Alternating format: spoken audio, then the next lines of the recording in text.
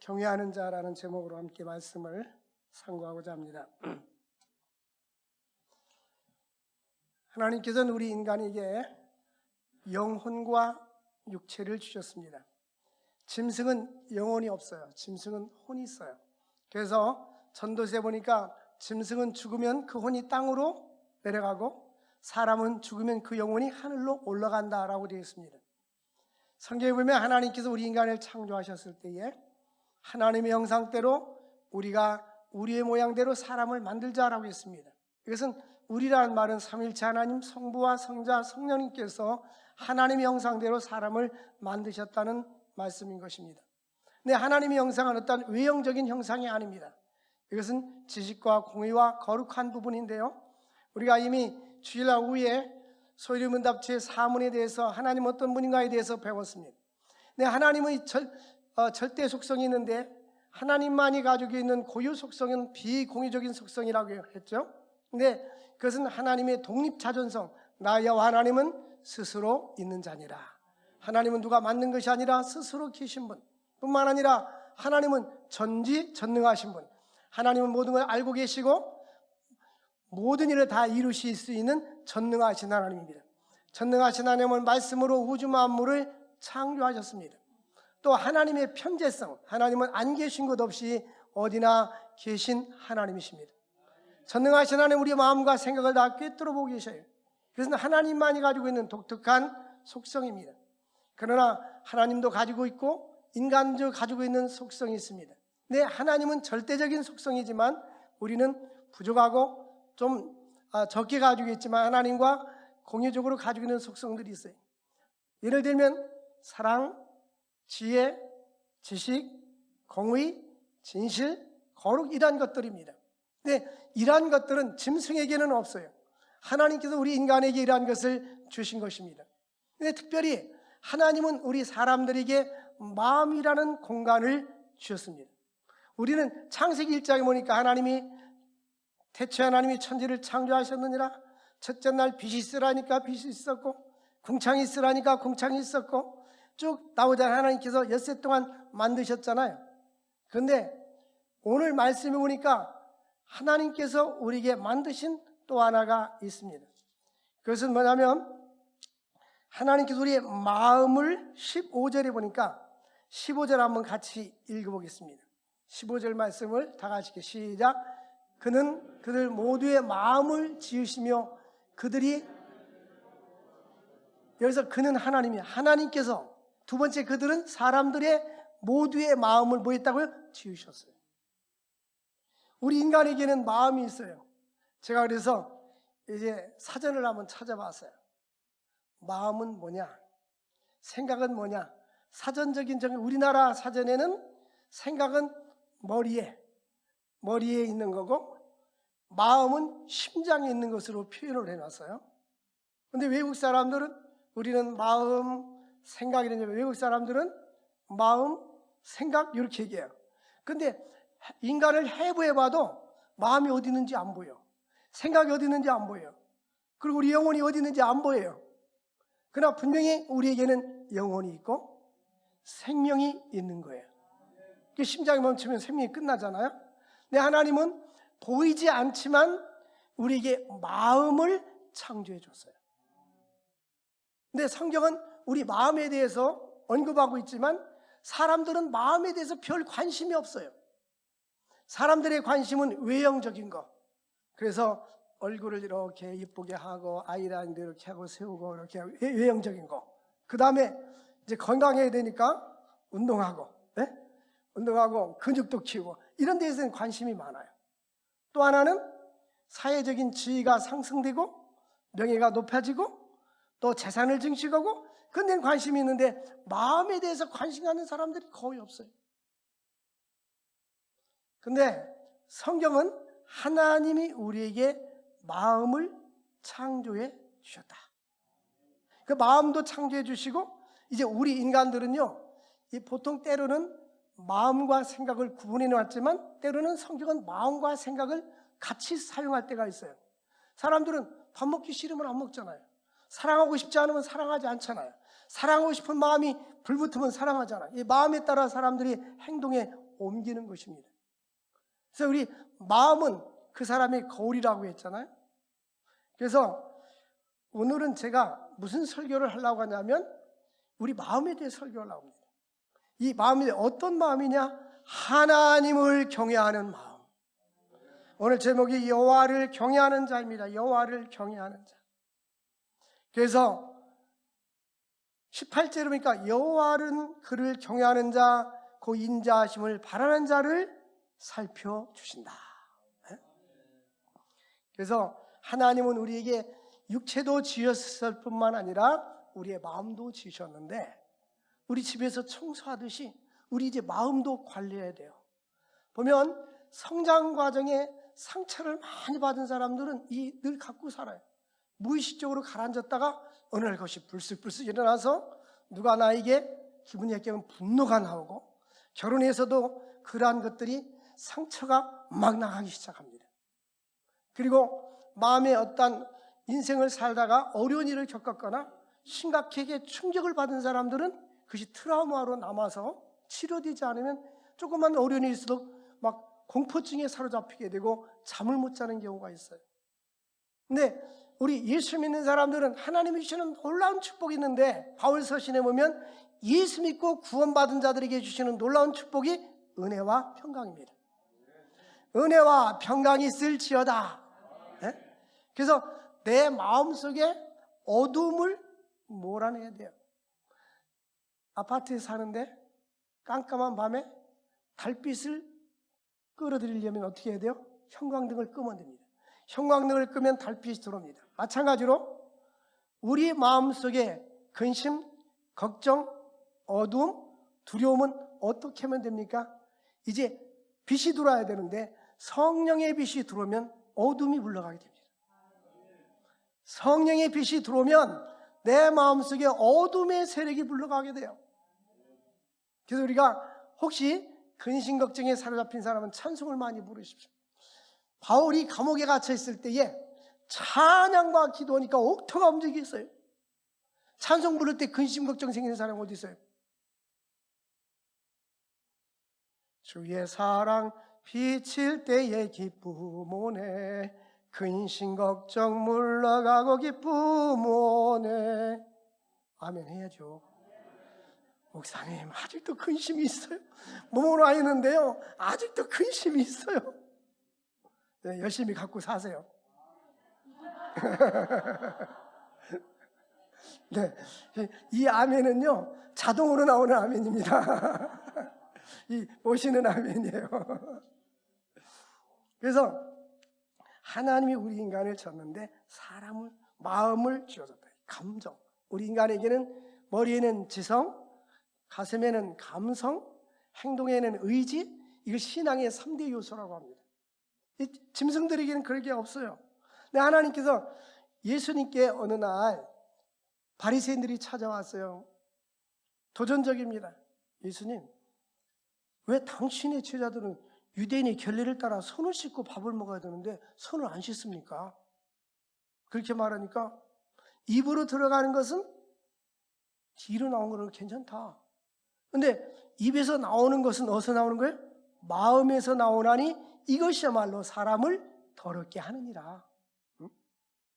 우리는 지금 이 마음 관리, 생각 관리, 입술의 관리, 이 관리를 해야 돼요.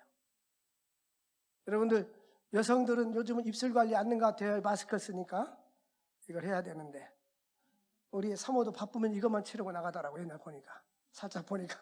근데 이거 칠한 거가 안 칠한 거 달라요 보면. 근데 이걸 칠해야 좀 멋있어요. 근데 너무 진하게 칠하면 지자먹은 것 같아서 안 돼. 이 색깔 컬러도 잘 맞춰야 돼요. 근데 사람들은 자기를 관리하잖아요. 근데 그런 겉의 관리만이 아니라 나의 내면적인 관리. 네? 아름다운 것도 헛되고 고운 것도 거짓되지만 여호와를 경외하는 자는 칭찬을 받으리라. 근데 보면 이 마음이 있죠. 이 마음을 관리해야 되는데 마음이 긍정적인 마음과 부정적인 마음이 있어요.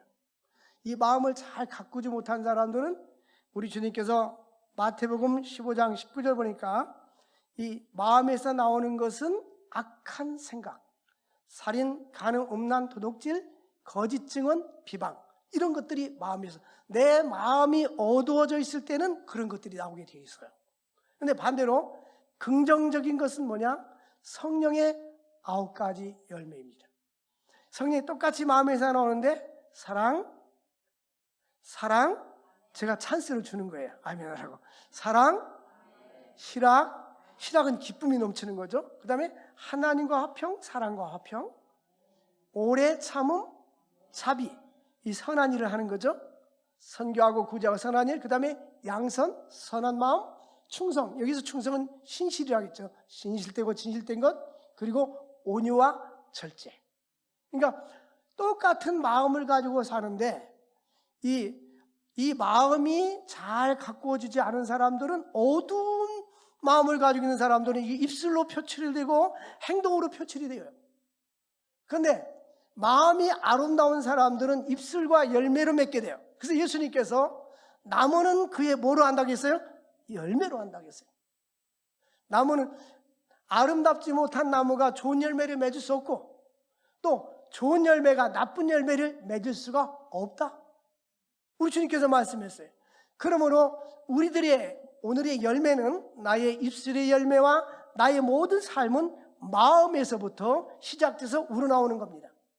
그러면 우리는 이 마음을 관리해야 될 거 아니에요. 예수님께서도 4가지 밭을 이야기했어요. 길가에 있는 밭, 돌짝밭, 가시엉겅퀴밭, 옥토밭. 이 길가에 있는 밭이 말씀을 들으면 새들이라도 쪼아먹어서 설교 듣는 순간에 잊어버리는 거예요. 그런데 돌짝밭은 조금 듣는데 남아도록 같지만 가다 보면 잊어버리는 거예요. 돌짝이라서 잘 못 자라서. 근데 가시엉겅퀴는 자라긴 자라는데 근심과 걱정 생기면 무거운 짐을 나홀로 견디다 못해 쓰러질 때 하고 안 일어난단 말이야. 이게 가시엉겅퀴밭이. 근데 옥토밭은 30배 아멘, 60배 아멘, 100배 아멘, 이렇게 열매를 맺게 되는 거예요. 중요한 것은 나의 마음밭이 중요해요. 다른 사람이 나에게 어떻게 행동하느냐도 중요하지만 나의 마음밭이 중요한 거예요. 그래서 내가 어떻게 거기에 대해서 대응하느냐, 하나님의 말씀에 들어올 때 열매를 맺느냐 안 맺느냐, 그것이 중요한 거예요. 그래서 우리의 마음을 잘 관리해야 되는데요, 이제 마음과 생각, 로마서 8장 6절에 보니까 이 마음과 생각을 성경은 때로는 같이 쓰기도 해요. 육신의 생각은 뭐요? 사망이요. 영의 생각은 뭐요? 생명과 평안이다. 여러분, 세상 것은요, 생각하면 생각할수록 골치 아프고 머리 아파요. 제가 지난주에 세미나 갔다 왔어요. 그래서 설교를 하나 했는데, 제가 무슨 얘기냐면, 저는 개척교회 때 돈 걱정을 전혀 해본 적이 없습니다. 그 이유는 돈이 없기 때문에. 돈이 하나도 없잖아요. 그러면 빚도 없고 돈도 없으면 그냥 먹는 것만 먹으면 되지 걱정할 것이 없어. 근데 돈이 쌓이잖아요. 이거 어디다 투자를 해야 될까? 주식해야 될까? 코인을 해야 될까? 비트코인 할까? 이더리움 할까? 뭐 이러면서 국내에다 상장된다 할까? 어디 할까? 보니까 막 러시아가 우크라이나 공격하니까 주식이 딱 떨어져. 그럼 잠을 못 자는 거야, 그때부터는. 있으니까 그런 거, 있으니까. 이 사람이 있으면 뭐를 투자하나요? 100% 투자 못하니까 또 융자를 받잖아? 그래서 사업이 안 돼. 그런 거 근심 걱정하는 거야. 사람은 이 마음이 어디에 가 있느냐가 중요한 거예요. 물론 똑같이 사업하고 똑같은 인생과 경제생활 하지만 그것은 부차적인 거로 생각하고 우리의 마음을 주님께 쏟아야 돼요. 그러면 흔들림이 없는 거예요. 그래서 잠언 4장 23절 보면 무릇 지킬 만한 것보다 더욱 네 마음을 뭐하라? 지켜라. 근데 사람들 마음 지키려고 하지 않잖아요. 네? 마음을 지켜야 되는 거예요. 하나님, 내 마음을 지켜주세요. 내가 분노가 생기는데 가라앉게 해주세요. 내가 믿음이 떨어지고 있어요. 하나님, 믿음이 다시 성장, 이게 마음을 좀 관리해야 되잖아요. 저 사람이 자꾸 미워지는데 사랑한 마음을 주세요. 아멘, 않잖아요. 미운 사람은 미워해야 되니까. 이게 마음을 관리해야 돼요. 하나님 아름다운 마음으로 좀 바꿔주세요. 응? 너 성결케 위해 늘 기도하며 하나님 내 마음이 성결하고 거룩하게 해주시고 아름다운 마음으로 옥토밭으로 가꾸어주시고 바닷가에 바닷물은 모든 걸 다 품듯이 품을 수 있는 넓은 마음도 주옵소서. 내가 밤에 잠이 잘 안 오는데 제가 그런다는 게 아니고요. 설교요 설교. 잠이 안 오는데 하나님 밤잠을 잘 자게 해주세요. 저는 베개에 딱 타면 10초 내로 버리니까. 근데 여러분 이 마음의 관리를 마음으로 해서 기도하라니까요. 응? 마음을. 하나님 나의 마음을 변화시켜 주십시오. 완악하고 교만한 것 변케 하여 주소서. 찬송가 가사를 보면 다 그런 내용들이 들어있어요. 응? 믿음 없는 나의 마음에 믿음을 주시고 용기 없는 나의 마음에 강하고 담대한 믿음도 주시옵소서. 지킬 만한 것보다 내 마음을 지키라고 했어요. 큰 용사가 그 성을 빼앗는 것보다 자기 마음을 다스리는 자가 더 위대하다고 했어요. 많은 사람들이 자기 마음을 관리하지 못합니다. 여러분, 우리 그리스도인들은 영적으로 영성이 있어야 됩니다. 영성을 관리해야 돼요. 이 영성은 보이지 않는 마음과 생각, 이 보이지 않는 영혼에 관련된, 육체에 관련된 부분이 아닙니다. 영혼을 관리하려고 그래요. 영혼을 어떻게 하면 내 영혼이 더욱더 건강하고 하나님과 가까워지고 하나님과 밀접해져 있을까? 여기에 관심을 가져야 돼요. 응? 내 영혼에 대해서. 또 뿐만 아니라 나의 성품이 우리 주님을 닮도록 나는 마음이 온유하고 겸손하니 나의 멍에를 메고 내게 배우라. 보면요, 어떤 사람들은 싸우지 않을 것 같고도 싸우는 사람이 있어요. 어떤 사람은 싸울 것 같고 싸우는 사람이 있어요. 너가 그렇게 했으니까. 어떤 사람은 싸울 일도 안 싸우는 사람이 있어요. 우리 그리스도인들은 싸울 일도 안 싸우는 사람이 돼야 돼요. 서로 용서하고 품어주고 사랑하는 그 마음이 내 마음속에 하나님의 은혜로 주어졌는데, 그러나 이 마음이 내가 어떻게 해야지라고 의지 갖고 되는 게 아니에요. 하나님이 그러한 마음을 주셔야 되는 거예요. 하나님의 성령께서 내 마음을 다스려 줘야 되는 거예요. 바울 사도가 전에는 예수 믿는 사람을 막 죽였어요. 그리고 스데반이 돌에 맞아 죽을 때도 사울이 거기 옆에서 응원단장이었습니다. 옷도 관리하고. 그런데 예수님의 부름을 받고 나서는 180도로 변화가 되었어요. 예? 여러분, 예수 믿고 난 후에는 나의 마음과 심령과 생각이 변화가 일어나야 되는 거예요. 찬송가에 보면 주 예수 내 마음에 들어와 계신 후 변하여 새 사람 되고, 고린도서 5장 17절에 누구든지 그리스도 예수 안에 있으면 새로운 피조물이라고 했잖아요. 이제는 우리가 외모적인 것도 필요하지만 건강관리도 해야 되지만 우리는 내면적으로 내 마음에 관리할 수 있기를 바랍니다. 우리는 완전할 수 없어요. 완벽할 수 없어요. 그러나 나의 인격과 나의 말과 나의 삶이 주님을 닮아가도록. 그렇지 못해서 하나님 오늘 내가 실수했어요. 용서해 주세요. 내가 이렇게 말하지 말았어야 되는데, 내가 이렇게 행동하지 말았어야 되는데, 내가 분노하지 말았어야 되는데. 우리는 많은 가운데 실수를 하게 되고, 또 듣는 사람은, 말하는 사람은 잊어버렸어도 듣는 사람은 상대방의 말이 잘못됐을 때 그것이 오래오래 상처로 남는 경우가 많습니다. 심지어 어렸을 때 부모로부터 너무 야단맞고 부모로부터 욕을 듣고 그러면 그 평생 갈 수도 있고 마음에 상처가 될 수 있는 거예요. 또 우리 그리스도인들은 너희 안에 이 마음을 품으라 곧 그리스도 예수의 마음이니. 하나님 우리에게 마음을 지어줬는데 예수의 마음을 품으시고, 또 우리 마음속에 근심 걱정 있는 사람들은 사도 베드로가 베드로전서 5장 7절에 너의 염려를 다 주님께 맡겨라. 주께서 너를 권고해 주심이라. 주님께 우리의 모든 염려를 맡기실 수 있기를 바랍니다. 그걸 내가 끙끙 지고 가면 힘든 거예요.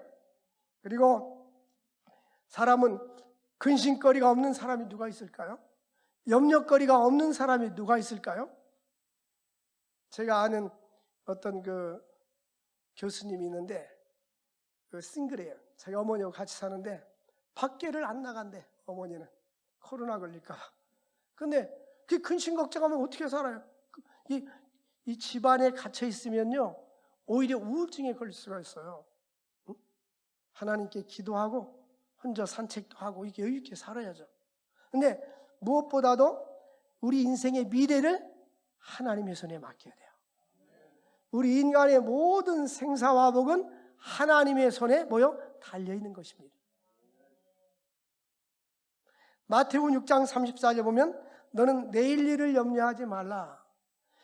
내일 일은 내일 염려할 것이요 한날의 괴로움은 그날에 족하니라. 내가 10년 후에 뭐 먹고 살지? 20년 후에 뭐 먹고 살지? 그런 염려하지 말라는 거예요. 내일 일은 내일 염려하고 오늘 하루는 오늘 하루 하나님이 함께 해주시고 은혜 주시면 그것으로 족하다는 거예요. 두 번째로 여호와를 경외하는 자를 하나님이 보살펴 주시고 책임져 주신다는 것입니다. 우리 15절 말씀에 하나님은 모두의 마음을 지시고 그들이 하는 일을 굽어 살펴보신다 했는데 하나님은 마음도 지시고 이 사람이 어떤 마음을 가지고 인생을 어떻게 사는가 이렇게 지켜본다는 거예요. 전능하신 하나님은 우리의 마음과 생각을 감찰하시는 분이십니다. 근데 특별히 18절 보니까 여호와는 그를 경외하는 자, 그의 인자하심을 바라는 자를 살펴보신다. 하나님을 경외하는 그 사람을 하나님께서 보살펴 주신다는 거예요. 그러므로 우리가 해야 할 일은 하나님을 경외하는 거예요. 이 경외라는 말은 두렵고 떨림으로 하나님을 섬기는 것입니다. 그래서 19절에 보니까 하나님께서 하나님을 경외하는 자에게 두 가지 축복을 약속했어요. 우리 한번 같이 읽겠습니다. 시작. 그들이 영혼을 사망에서 건지시며 그들이 굶주릴 때에 그들을 살리셨도다. 하나님이 그들의 영혼을 사망에서 건져줬단 말은 구원해 주신 하나님을 경외하는 자들에게 지옥 가야 될 그 영혼을 천국으로 가도록 건져주시는 거예요. 이 세상에서 가장 큰 축복이 바로 예수 믿고 구원받는 축복입니다. 그보다 더 큰 것이 없어요. 우리는 언제 이 세상을 떠나도 다 천국 갈 수 있으니 이보다 더 큰 축복이 어디가 있습니까? 그래서 우리는 구원의 축복이 이스라엘이여 너는 행복자로다. 너와 같이 구원 얻은 자가 누구냐? 이 세상에서 가장 행복된 사람은 예수 믿고 구원받은 사람이요. 그래서 신명기 33장에 보니까 이스라엘 백성에게 모세는 너와 같이 하나님의 축복을 받은 사람이 누구냐? 무엇이 축복이냐? 여호와를 믿고 구원받았기 때문인 거예요. 하나님께 선택받았기 때문에. 뿐만 아니라 또 하나는 19절에서 하나님이 하나님을 경외하는 자들에겐 첫 번째는 구원의 축복, 두 번째는 인생의 삶을 책임져 준다는 거예요. 자, 읽어보겠어요. 시작. 그들이 영혼을 사망에서 건지시며 그들이 굶주릴 때에 그들을 살리시는도다. 이 굶주린다는 말을 제가 주석도 찾아보고 이 깊은 의미가 뭔가 찾아봤어요. 이거는 우리가 일용할 양식이 없을 때, 먹을 것이 없을 때도 하나님은 공급해 주시고 또 필요한 모든 걸 하나님은 채워주시는 거예요. 주기도문에 주기도문에도 우리에게 일용할 양식을 달라고 써 있잖아요. 그런데 고대에 전쟁이라면 어떻게 했냐면 그때는 비행기가 없을 때요, 탱크가 없을 때는 말 타고 전쟁할 때는 그 적군의 성을 딱 점령하고 성문을 딱 차단시키면 지방에서 시골에서 곡식이 계속 들어와야 되는데 딱 막아놓으면 그 안에서 먹을 것이 없어서 그 안에서 굶어 죽게 만들었던 거예요. 징기스칸이 중국을 갖다가 점령할 때도 그렇게 했고 주 70년에 로마의 디도스 장군이 예루살렘을 함락할 때도 그 안에 사람들이 배고프니까 자기 자녀들을 갖다 가마솥에다 넣고 구워 먹었다는, 삶아 먹었다는 그런 기록도 나와요. 사람이 먹을 것이 없으면 굶주리면 이 생각이 뒤집혀지기 시작하는 거예요. 근데 하나님은 하나님을 경외하는 자들에게 하나님은 그의 삶을 책임져 주신다는 거예요. 이 지구본을 이렇게 갖다 놓고 보면요, 이스라엘에서 복음이 유럽으로 갔고 유럽에서 미국, 아메리카 대륙으로 갔고 아시아 전 유럽으로 이제 복음이 갔어요. 근데 하나님을 먼저 믿는 나라들이 선진국이 되고 물질 문명이 발달이 되었습니다. 대한민국도 노스 코리아와 사우스 코리아 반쪽이 났는데 똑같은 한반도이지만 북한은 지금 이 개인 소득이 40배 차이가 납니다. 지하 자원은 남쪽보다 엄청나게 많은 7,000조 이상의 지하 자원을 가지고 있어도 차이가 뭡니까? 하나님을 경외하는 자들에게는 하나님이 구원의 축복을 주시고 하나님을 경외하는 자들에게는 필요한 것을 채워주시는 축복이 있는 것입니다. 그래서 우리 주님은 마태복음 6장에는 무엇을 먹을까 마실까 염려하지 말아라. 이는 이방인들이 하나님이 없는 사람들이 하는 것이다. 우리 주님은 목숨이 음식보다 중요하지 아니하냐? 몸이 의복보다 중요하지 아니하냐? 하나님이 지금까지 먹여주셨는데 왜 염려하느냐는 거예요. 응? 왜 염려하느냐? 왜 근심하느냐? 왜? 우리는 전능하신 하나님을 100% 의지하지 않기 때문에 그런 생각이 드는 거예요. 우리는 어려운 일과 위기를 만나도 살든지 죽든지 뜻대로 행하시옵소서 하나님 앞에 100% 맡기면 주님의 약속은 뭡니까? 내가 너를 책임져 주겠다는 거예요. 그래서 우리는 하나님이 우리와 함께 한다는 사실을 믿으시기를 바랍니다. 17절 말씀에 보면 구원하는 데는 군만은 헛되고 군대가 많다 해도 능히 구원하지 못한다. 우리를 구원할 때 군대가 많다고 해서 승리하는 것이 아니라 하나님이 함께 해줘야 돼요. 다윗과 골리앗의 싸움에 보면 다윗은 물맷돌만 가지고 양치기였지만 하나님이 함께 하니까 힘이 센 그리고 군사력이 많은 골리앗 장군을 물리쳤어요. 중요한 것은 여호와가 나와 함께 하느냐가 중요한 겁니다. 하나님을 경외하는 사람은 하나님이 함께 해주는 거예요. 하나님이 그 영혼도 지켜주시고 그의 생활도 지켜주시고 그의 경제적인 생활도 하나님이 지켜주는 거예요. 신앙생활 5년, 10년, 20년 생활했어도 아직도 내 힘으로 내 인생을 살아가려고 하고 있습니까? 우리가 예배당만 출석하고 예배만 드리는 것고 문 닫고 나가서는 똑같이 살면 안 되는 거예요. 우리는 하나님이 함께 하심을 믿어야 되고 그분의 능력을 믿어야 되는 것입니다.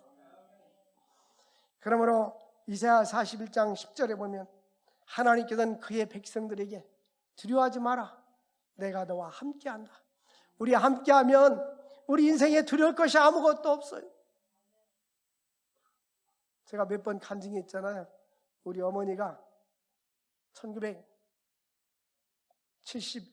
정도, 71년, 70년 그때쯤이에요. 70년대 초반에 10월 2일이면 바닷물이 엄청 찰 때예요. 새벽 1시에 배가 깨져서 가라앉았어요. 아침 8시까지 바다에 떨어졌는데 하나님이 물이 이렇게 온천처럼 따뜻하게 데워주셨다고 간증하셨어요. 살아서 오셨잖아요. 근데 물에 빠졌을 때 물은 찬송을 받았는데 이 찬양이 자꾸나 태산을 넘어 엄곡에 가도 하면서 후렴만 하늘의 영광 하늘의 영광 나의 맘속에 차고도 넘쳐. 여러분 지금 물에 빠지면 이거 죽는 거예요. 예? 하나님 나 살려주세요. 두렵습니다. 이럴 거 아니에요. 그런데도 하나님이 붙잡아 주니까 그 위기 속에서도 찬송이 나왔던 거예요. 우리 주님은 두려워하지 마라. 내가 너와 함께함이라. 놀라지 말라. 나는 내 하나님이 됨이라. 내가 너를 굳세게 하리라. 참으로 너를 도와주리라. 여러분 이 예수를 잘 믿으니까 저는 그래요. 예수를 잘 믿으니까 마음이 든든해요. 근심 걱정이 없어요. 아마 제가 이렇게 설교하면 여러분들은 목사님은 걱정거리가 없으니까 그렇잖아요. 아니 찬송은 이 세상에 곤고한 일이 많고 이 세상에 근심된 일이 많고 이 근심 걱정이 없는 사람이 어디 있어요? 다 있죠. 그러니까 내 걱정하느냐 남의 걱정하느냐. 뉴스를 살짝 보니까 그 우크라이나의 한 여성이 막 전쟁 포탄이 떠나니까 막 울부짖으면서 서방 세계에 도와달라고 이러고 있어요. 이 세상에 근심 걱정된 일이 얼마나 많아요. 평화가 얼마나 좋아요. 근데 중요한 것은 뭐냐면 근심거리와 걱정거리를 내가 지고자 하는 사람이 있고 어떤 사람은 하나님께 맡기는 사람이 있어요. 우리의 모든 근심 걱정을 다 주님께 맡길 수 있기를 바랍니다. 그래서 하나님은 우리에게 두려워하지 말아라. 내가 너와 함께한다. 하나님이 함께 해주면 우리 예수님이 같이 탄 배는 가라앉으면 같이 가라앉는 거예요. 근데 예수님이 같이 배를 타고 가는데 제자들이 두려워할 때에, 근심 걱정할 때에 두려워하지 마라. 우리 주님 말씀했잖아요. 또 여호와를 경외하는 것이 지혜의 근본입니다. 성경의 역사를 보면 변함없이 하나님을 경외하고 믿음으로 산 사람들은 그의 인생에 참으로 복된 삶이었습니다. 사도행전 10장에 보면 백부장 고넬료가 이방인이었는데 그가 경건하여 온 집으로 더불어 하나님을 경외하고 백성을 많이 구제하고 기도했더니 천사가 나타나서 하나님의 사자가 그에게 나타나서 고넬료야, 네 기도와 구제가 하나님 앞에 상달하여 기억한 바가 되었느니라. 하나님이 나에게 하는 걸 기억해 주면 얼마나 좋아요, 그죠? 내가 헌신하고 봉사하고 선교하고 구제하는 걸 하나님이 기억해 주면, 어떤 사람은 똑같이 기도하고 똑같이 선한 일을 기억이 안 되는 사람이 있어요. 성경에 오른손이 하는 것을 왼손이 모르게 하여 은밀하게 하라. 은밀히 보시는 하나님이 갚아주시리라. 그래서 우리는 하나님이 함께 하심을 믿어야 하는 것입니다. 이사야 선지자는 이사야서 11장 1절과 2절 말씀에 보면 하나님의 성령을 이렇게 표현합니다. 여호와의 영 곧 지혜와 총명의 영. 그러니까 성령 충만하면 지혜를 줘요. 제가 보면 대부분의 목사님들이 상당히 참 저분 지혜롭다. 근데 목사님들하고 대화하면 그런 걸 많이 느껴요. 왜냐? 기도하니까 하나님께서 지혜의 영을 주시잖아요. 근데 모략과 재능의 영, 지식과 여호와를 경외하는 영. 제가 여기서 말씀드린 밑줄을 딱 끄면 여호와를 경외하는 영을 이야기해요. 내가 내 힘으로 하나님을 잘 섬겨야지. 이건 한계가 있는 거예요. 그런데 하나님께서 성령으로 나에게 충만히 부어주시면 내 마음속에 하나님을 경외하는 마음이 생기게 되고 믿음이 생기게 되고 주의 일하고 싶고 선한 일하고 싶고 그런 거예요. 응? 우리 모두 다 이 말씀을 듣는, 영상으로 듣는 우리 성도님들이나 이곳에 있는 여러분들 모두가 다 하나님을 경외하는 영으로 충만할 수 있기를 바랍니다. 온 가족이 하나님을 섬기고 하나님을 경외하는 영으로 충만해질 때에 하나님 은혜를 주는 거예요. 사도행전 6장에 보니까 초대교회 안수 집사들을 세울 때 성령과 지혜가 충만하여 칭찬 듣는 사람, 성령 충만하면 지혜 충만이 따라오게 되어 있어요. 구약의 출애굽기 31장에도 올리압과 부세리를 불러서 하나님이 그들에게 지혜를 부어줬다고 했어요. 어떤 지혜? 주의 일을 할 수 있는 지혜인 것입니다. 우리 인생은 지혜를 달라고 기도해야 돼요. 하나님이 솔로몬에게 내가 너에게 무엇을 구할 때 지혜를 달라고 했어요. 우리가 지혜로워야 됩니다. 근데 무슨 지혜냐? 여호와를 경외하는 것이 지식의 근본이니라. 하나님을 경외하는 삶을 살 수 있기를 바랍니다. 근데 하나님께서 우리가 이와 같이 시편 130편 5절 6절에 보니까 하나님 앞에 지혜를 달라고 기도하고 우리 마음속에 하나님의 임재로 충만하고 성령으로 충만하도록 하나님을 갈망해야 되는 거예요. 나 곧 내 영혼이 여호와를 기다리며. 여러분들 누구를 기다립니까? 우리 성장기 때 보면, 성장기 때 어머니 아버지가 사업하러 다녔어요. 장사로 다녔는데 올 때가 기다려져요. 왜? 어머니 아버지가 보고 싶으니까. 오시면 또 뭐 또 사오고 하니까. 근데 우리도 기다리는 게 있어야 될 거 아니에요. 내 영혼이 여호와를 기다리며. 여호와를 기다리십시오. 여호와를 기다려야 돼요. 우리 60년대 70년대는 부흥회 때 불길 같은 성령이 막 푹 치면서 사냐면 기다리는 영혼에게 성령이 그냥 내려달라고 얼마나 사모했어요. 여러분들이 예배 시간 전에 하나님의 말씀을 사모하고 주의 음성을 사모하고 사모하는 마음이 있는 사람하고 대충 왔다 가는 사람하고 다른 거예요. 주의 말씀을 바라는도다. 파수꾼이 아침을 기다림보다 내 영혼이 주를 더 기다립니다. 여러분들 파수꾼이 아침을 기다림보다 별 의미가 여러분들은 없을 거예요. 제가 15사단 최전방에 근무했어요. 우리 최장로님도 보니까 우리 그쪽에서 근무하셨더라고. 그래가지고 처음에 딱 훈련을 받고 차를 타고 딱 가는데 군인들이 딱 철모를 쓰고 총을 메고 여기는 민간인 통제구역입니다. 이렇게 써 있는 거야. 그때 우리 춘천에서 훈련 받았거든요. 근데 이 소문이 훈련 받을 때 군용차가 와서 싣고 가면 가까운 부대고, 고속버스가 싣고 가면 저 전방으로 간다 그러더라니. 어느 부대가 어느 부대인지 모르겠어. 나는 그 고속버스를 탄 거야. 고속버스 대우받는 줄 알았더니 멀리 가니까 고속버스로 쫙 가는데 여기는 민간인 통제구역입니다. 그러니까 막 그때는 눈물이 나요. 민간인 통제구역. 이게 민간인들 못 들어오는 지역이에요. 그래서 우리의 소원은 통일하면서 거기 들어갔어요. 거기 나는 이제 행정병이라서 보초 쓰는 거는 1시간뿐이 안 했는데 근데 최저망 휴전선에 쓰는 사람들 우리 나머지 부대원들은 초저녁부터 아침 해 뜰 때까지 총 메고 딱 쓰는 거예요. 김신조가 거기 뚫고 들어온 거예요. 우리 15사단이 뚫고 들어왔던 거예요. 왜? 졸었으니까.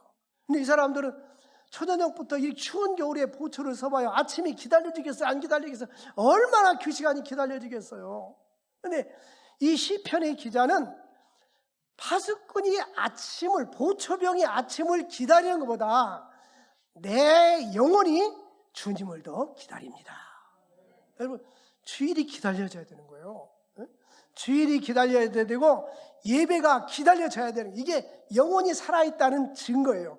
영혼이 병들어 있으면 밥맛이 없듯이, 어떤 사람은 코로나 걸리면 뭐 입맛을 잃는다고 그래. 냄새도 못 맡고 나중에 돌아와야 된다고 그러는데, 영적으로도 영적인 코로나 걸리면 맛이 없는 거예요. 맛이 가버리는 거야. 그래서 우리는 하나님을 앙망하고 하나님을 사모하고 파수꾼이 주님을 기다리는 것보다 여러분들 하나님을 더 기다려야 돼요. 저는 주일이 되면 제가 누군가를 기다려요. 첫째는 하나님의 성령과 임재하기를 기다리고, 그 다음엔 성도들 딱 봐요. 쫙 보면 레이다망에 대부분 이제 영상 예배 드리는 사람을 내가 알으니까, 그렇지 않은데 아는 사람은 레이다망에 딱 들어요. 안 왔으면 오늘 무슨 일이 있는가? 위드 코로나와 함께하고 있는가? 이런 생각이 드는 거예요. 그래서 우리 영혼과 우리의 마음과 우리의 내면을 하나님의 임재로 충만하게 채울 수 있기를 바랍니다. 이제부터 기도하자. 하나님, 내 마음이 거룩해지게 하시고 나의 생각이 거룩해지게 하시고, 우리의 마음과 생각은요 전쟁터입니다. 그래서 사탄이 마귀도 공격하고 성령님도 역사하는데, 가룟 유다의 마음속에 사탄이가 가룟 유다의 마음속에 예수를 팔 생각을 집어넣어줬다고 했어요. 이게 사탄에게 마음을 빼앗겨 보니까 질질 끌려다니는 거예요. 예수님 팔아버리잖아요. 그런데 성령께서 함께 하심으로 내가 이새의 아들 다윗을 만나니 내 마음에 합한 사람이라. 그래서 내 마음속에 온전히 주님만 모셔놓고 딱 내 마음에 성령님이 딱 창하면 사탄이가 오다가 한 길로 왔다가 7길로 도망갈 수 있도록 성령으로 충만히 채워져 있어야 되는 거예요. 자꾸 공간을 내두면 사탄이가 자꾸 들어왔다 나왔다 들랑달랑 하는 거예요. 그래서 우리는 파수꾼이 기다린 것처럼 하나님의 성령의 능력을 사모할 수 있기를 바랍니다. 20절 말씀에 보니까 우리 영혼이 여호와를 바라며 그는 우리의 도움과 방패시로다. 여러분, 내 영혼이 하나님을 바라면, 왜 바라요?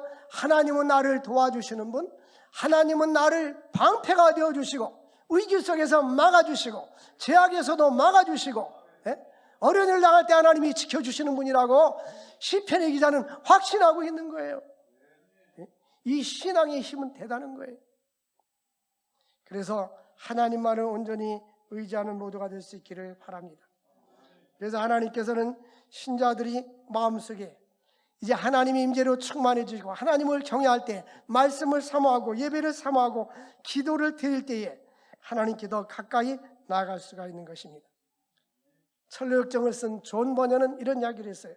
하나님에 대한 거룩한 두려움이 사람들을 예배와 모임으로 이끈다. 하나님을 거룩하게 경외하는 사람이 하나님을 경외할 때에 하나님을 경외하기 때문에 예배로 이끌어주고, 하나님의 모임에 이끌어준다라고 말씀하고 있어요. 하나님을 경외하는 우리 모든 성도들 될 수 있기를 주의 이름으로 축원을 드립니다. 하나님 아버지 감사합니다. 오늘도 우리의 생명의 말씀을 주신 주님, 하나님을 경외하며 믿음으로 살아갈 수 있는 저희들 될 수 있도록 은혜와 축복 나리워 주옵소서. 무릇 지킬 만한 것보다 더욱 내 마음을 지키라. 생명의 그런 이에서 난다겠사오니 우리의 마음을 잘 지켜서 어둠의 세력은 물리치고 하나님의 성령으로 충만해지게 하여 주시옵소서. 예수님의 이름으로 기도합나이다. 아멘.